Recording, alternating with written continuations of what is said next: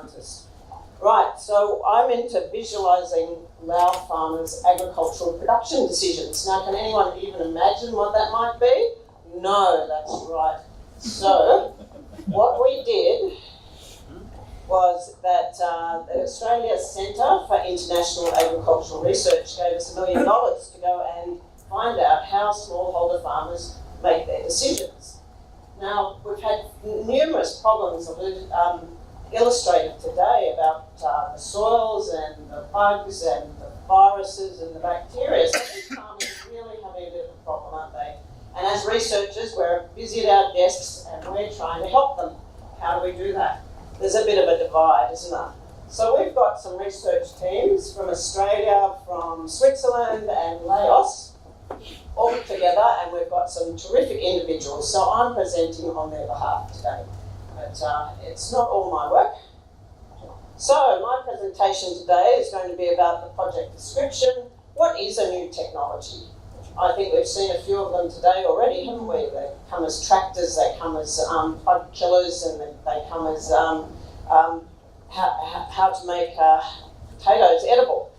So there's all sorts of technologies out there. Then I'm going to tell you a little about the research methods that we use and Q methodology. Does anyone here know what Q methodology is? Well, it's really exciting, guys, because it combines qualitative and quantitative methods together, and you use numbers and words. So it's very controversial, I'd say, in this room. However, now what's the problem? We've all been looking at the problem today, haven't we? This is a little picture of the problem, and when you go and talk to farmers what their problems look like, you're going to get a diagram like this. So what do you do with all these words? What do you do with them? They're all very informative. Everybody knows that bit about the problem. Or hang on.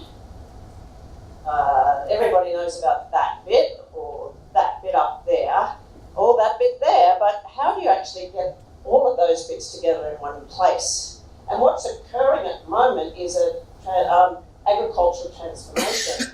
In Laos, we're getting diversified production. We've got a really intense interest in their labour productivity for the farmers. There's a lot of migration going on, and people are looking to wage remittances. So what's the rice farmer going to do in this environment? How are they going to make their decisions? All right, so this is in southern Laos. There are farmers exposed to these new technologies that all of the researchers bring over. And there's disappointing low rates of adoption. Has anyone seen that word before, those words together? So that was our task, was to try and find out what are the main key issues and how can we all agree about that and do something about it. So to do that, we had multinational, multi-institutional and multidisciplinary teams. And so we're working in southern Laos, and just down here, oops, I'm pressing the wrong button. Just down here was where you had that dreadful dam burst at the bottom of Laos there, where they flooded the farmers. And so we're working in southern Laos, and these are fairly significant rice farming areas that the government wants to increase productivity.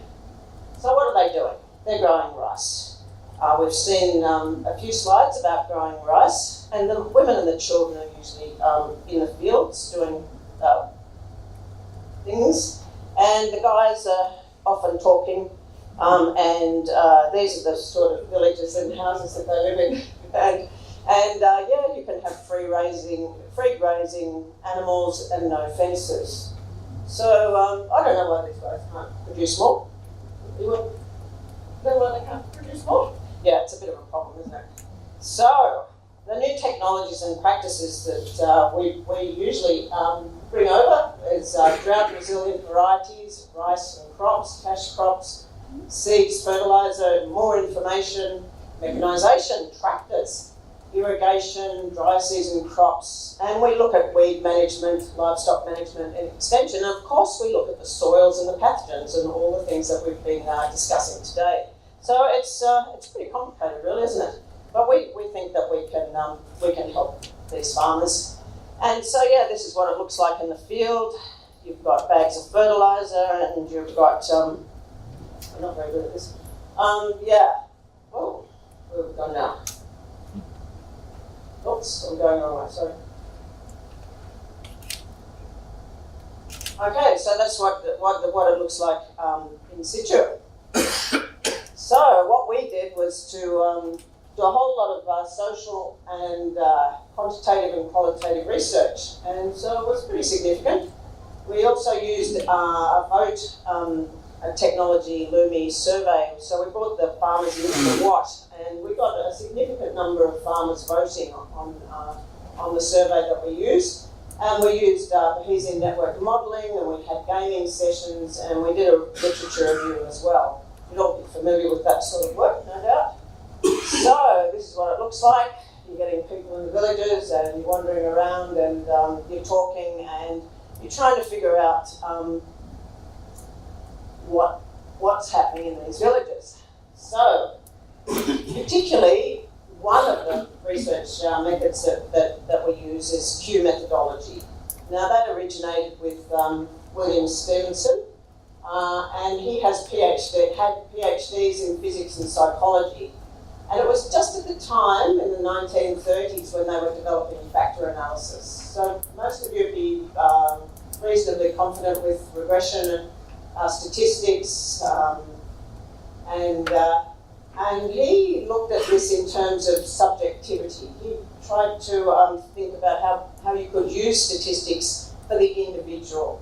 Published in 1935, originally in Nature, and then in 1953. So the subjectivity is about a person's collection of perceptions, experiences, expectations, their specific beliefs, and how do you understand what a person is thinking about. So we're all from all different parts of the world today. You know, nobody here could really tell us what an individual here would be thinking about because of your own disciplines. However, there's a commonology, common thinking between us. Because who else would be a nerd and come to a conference in Thailand when you can have so much fun out there, travelling around, enjoying the culture?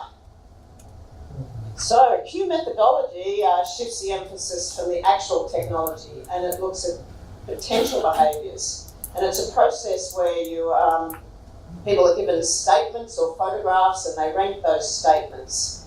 And you have a lot of discussions, and through this process you find out what they're really thinking about. So I'm not going to go into this in much detail because there's a fantastic book out there that if you're really interested in this method, then you can have a look at this, and there's software available as well.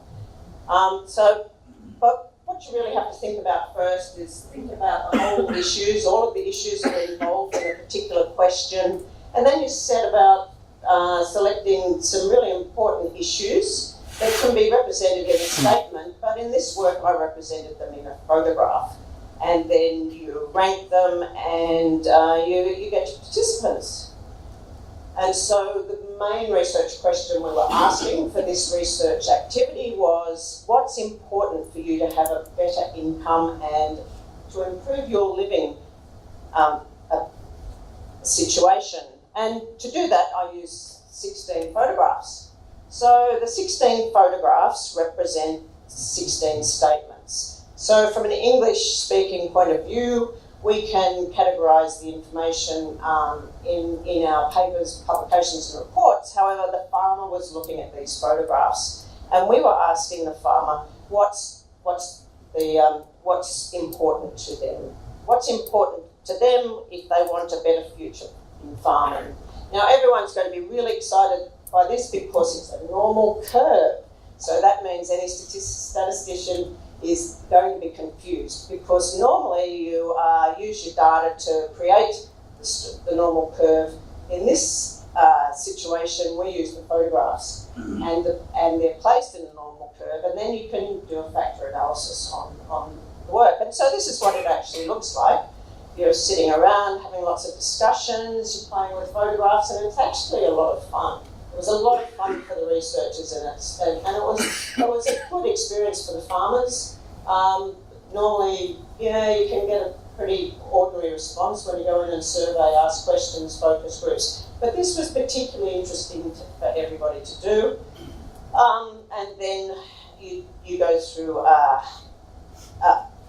statistical means to score factors. And in this particular situation, we found that mainly 34% of the variance was that the farmers are really looking to labour-saving productivity. They're really interested in that, but also you've got your traditional farmers, so that's no surprise as well. So the push is on to do labour-saving decisions. So this is the sort of background information that you get, so it's nice statistical stuff, so, it's pretty rigorous. So, factor one, the finding from this particular study was that, yes, you do have farmers that are interested in modernisation and they do want to use new technologies. But they're interested in these tractors and direct seeding, and that's because they want to maximise their labour, right? So they're really looking to what's the next latest and greatest. And they're really still interested in planting rice, but they're going to improve it and use new rice varieties. However, livestock is still the other key source of income, but farmers are looking to the cash economy, seeking ways to engage with wages, remittances, and off-farm income. So that's actually supporting the literature that went through as well. However, you've got your traditional labour productivity, and they're really only looking at rice production and livestock. They're only interested in that. They don't want any new tractors, they don't want to spend any more money on their farms, they don't want to do anything in the rice season. They're not market-orientated rice producers, they're still subsistence, and they're looking at diversifying their livelihood strategy, using their family labour. So they're not really looking into the larger world. But they're interested in improving their rice seed varieties and looking at perhaps a better rice yield.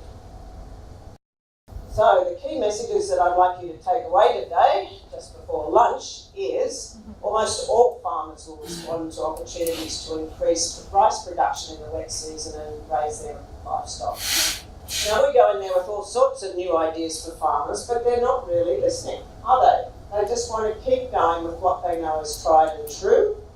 Their labour productivity is the key driver for their decisions, and they're about, will we or won't we invest in some new technologies? And the only ones they're really interested in is the ones that have significant labour savings. And they're really not interested in doing anything in the dry season because it's too labour intensive. And so farmers, what are they looking to in the future for their cash incomes? They're looking to wages, for remittances. They're going to cities, and their kids and families are not looking to reinvest in the dry season for more productivity. So it's really interesting, and it ties in with what we've heard today, because rural transformations are occurring. We're wanting more out of the land, we're wanting more out of our farmers for the future. Climate change is happening, and we come in there as scientists with new technologies to offer to farmers, and we're really not hitting the button for them. So this is a mismatch, isn't it? Because we want greater food productivity, but we're not really approaching them with what they need at the moment. So I'll leave you with that problem, and let's have lunch.